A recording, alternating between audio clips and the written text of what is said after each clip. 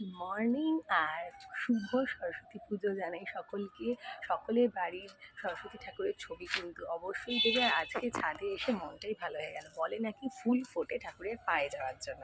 তো আজকে আমি দেখছি আমাদের গাছে শিউলি ফুল, জবা ফুল, সমস্ত ধরনের ফুল ফুটেছে। আর কি সুন্দর লাগছে তোমাদেরকে, কি অপূর্ব, তিনটে ফুল একসাথে।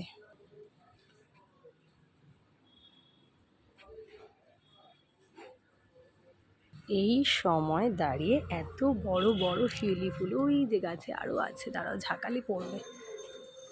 ওই দেখো, ওই দেখো, ওই দেখো, কি সুন্দর সুন্দর শিউলি ফুল, অপূর্ব। এইদিকে আরও একটা, বাহ।